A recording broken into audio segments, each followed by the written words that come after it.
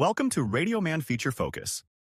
In this video, we'll take a closer look at RadioMan Lamppu, a remote contribution tool built for easy, location-independent live broadcasting. Lamppu enables journalists to join live broadcasts instantly using just a smartphone without any additional equipment. It's available on iOS and Android, or it can be used directly in a browser. On the left, we see Lamppu on a mobile device, and on the right, the RadioMan on-air interface. To get started, we open Lamppu on our phone or in a browser and log in with our credentials. One thing to note is that Lamppu also supports two-factor authentication for added security. After logging in, the current or upcoming programs become visible.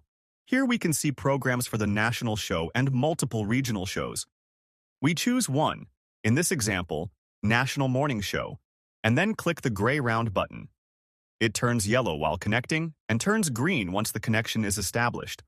Once we are connected to the desired studio, we are taken to the main Lamppu interface, and we now appear on RadioMan's guest list with a green microphone icon.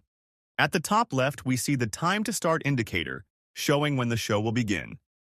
Once the show starts, we can hear the output from the RadioMan system in Lamppu. This is the same audio that goes out on air, including music, voice, and live content. During the show, we see the available time, the on-air status, and the current clock time. Below that are the input level meter and the gain slider for adjusting our input level.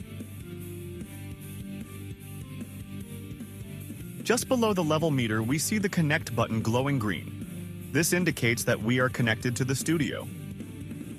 If we don't want to hear the RadioMan program output while connected to the studio, we can mute it by pressing the mute button next to the connect button. To communicate off-air with the studio operator, we press the Talkback button on the bottom left of the Lamppu interface. The studio operator using RadioMan can respond by clicking the Talkback button below the faders. Whenever a user activates Talkback, their icon appears orange in the guest list. If both sides activate Talkback, both icons will appear in orange. Now let's end the Talkback and prepare for live contribution.